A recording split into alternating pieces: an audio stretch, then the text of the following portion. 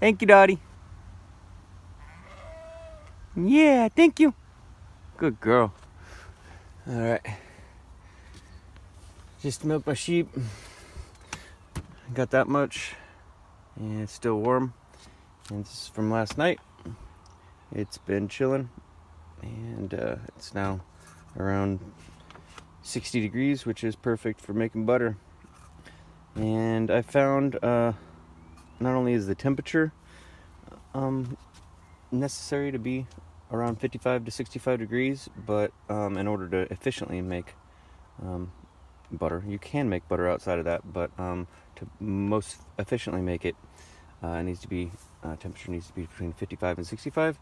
And the vessel, you can make butter in any vessel by shaking it, but if it's not skinny and long like this, it's not ideal. A long, skinny vessel, in particular, ones that have a tapered neck on them, they actually make butter better because it's not just the agitation, the agitating of the milk or cream that releases the butterfat globules, but it's that's what releases it, is the agitation.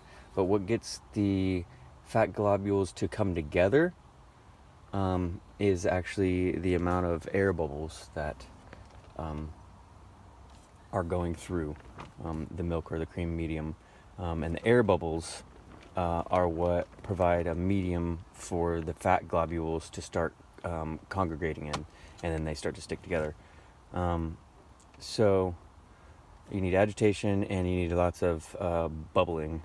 And I've tried breaking them out of their fat globule bond, releasing them, liberating them, and then trying to bubble them together by blowing a straw into the milk, which works, but it isn't nearly as efficient as having the perfect size and shaped vessel, which is skinny, long, and has a tapered end. It isn't just a wide mouth with a blunt end and a blunt bottom, because again, it's the amount of bubbles that go through the milk that speed along the collecting of the butter. So if it has two blunt ends, then it's not going to work as well, because as you're shaking the water or shaking the milk, the air is not being forced through the milk. It's rather staying on top of it because the milk is heavier. And so shaking it like this, up and down directly, is better, because then what you do is you can see half the milk is filling up the bottom half. You can see the bubbles that were just created by shaking it a couple times. But the bottom half, when I shake it, it comes up, and the air goes through the milk and around the milk to be on the bottom for a second. And then as I shake it back the opposite direction, then the milk is forced back through this airtight route.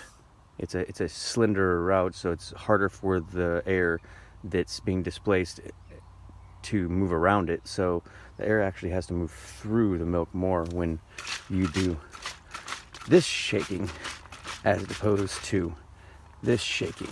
I see a lot of people doing it like this, and this is like literally less than half the efficiency. So this is more efficient, but what's even more efficient, I found, is to turn it upside down, so that when the milk is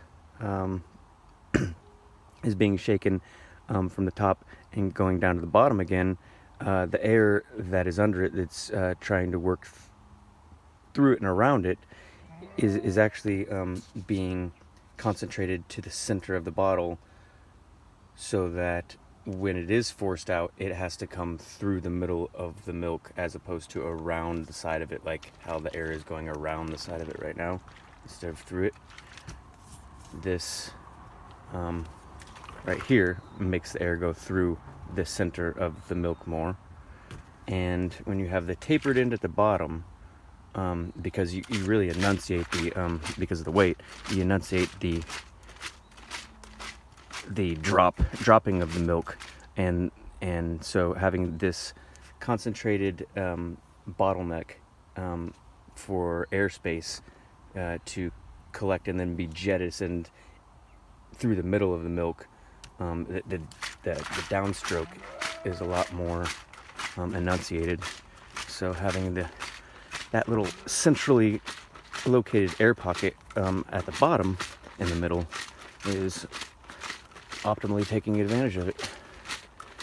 And I found that I can shake butter with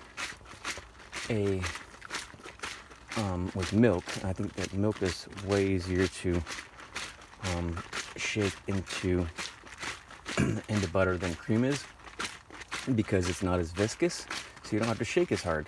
Like I would have to shake like this in order to get cream, which is thicker, to go up and down in this vessel, but instead I can just do this.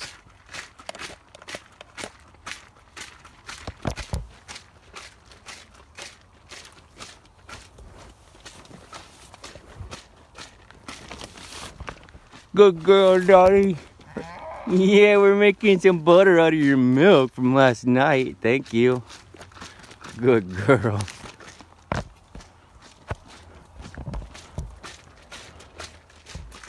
And it helps to have some kind of melody, a little song in your head. It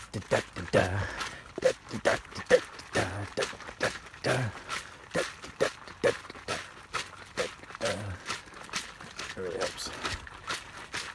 And I found that any smaller of a vessel than this, even if it was the exact same company, same shape, just a smaller proportion, it is less effective, it's less efficient. Same effectiveness, but you're only able to put half as much milk or less milk in there. And I found that so you're kind of wasting your energy by shaking something that is smaller than it could be. You could have a larger batch going. But then any larger than this size of a vessel, I found is energy intensive enough to not be as enjoyable. I actually look forward to churning butter in the morning with this, because it's a really easy physical process that I have a connection with. I mean, I have an actual need for doing this. I mean, getting the butter. So I'm connecting to an important life process in a physically therapeutic way every morning that I feel is every bit as therapeutic as yoga or felting my wool or spinning my wool.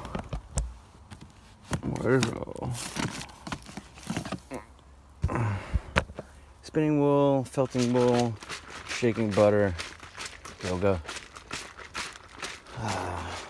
All good, healthy, happy practices for me. Well, it's been about 5 minutes, so let's check it out.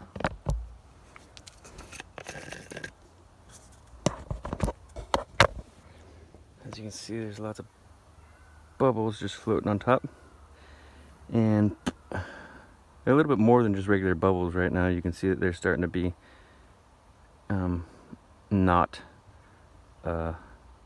they're not dispersing, they're not popping, they're not going down, because the bubbles are made of more fat than they are water. Usually it's fat and water, milk combined, but now it's starting to be just fat. Check this out.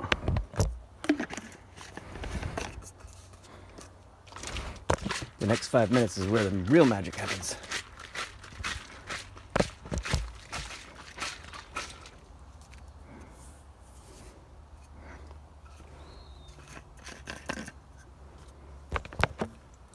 There's the butter.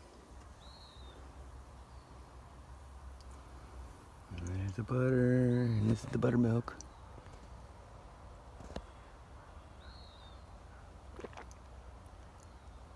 Ah, so good. So what I do is I just leave the butter in here and just drink the buttermilk, because the butter stays floating in the middle and the buttermilk always flows into your mouth.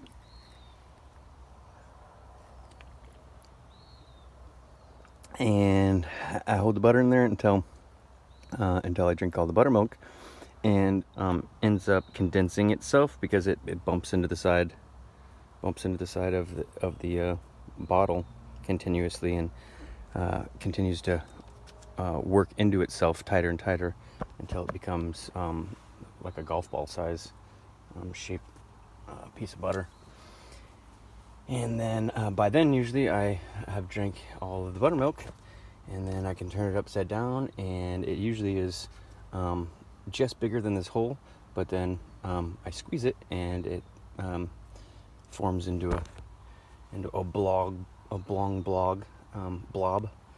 and comes out into my butter dish.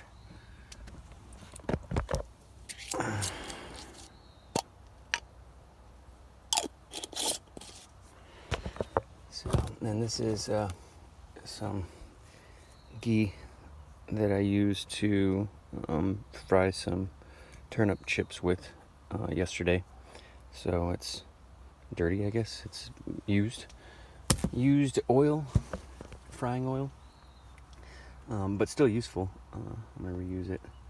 Just has a tainted flavor, or I don't know. I think it's seasoned. I think it's better reusing it. Reusing stock and reusing oil up to a certain point, it actually gets better before it starts becoming too adulterated or rancid or something. Yeah, so this is the easiest way to make butter that I know of, for sure.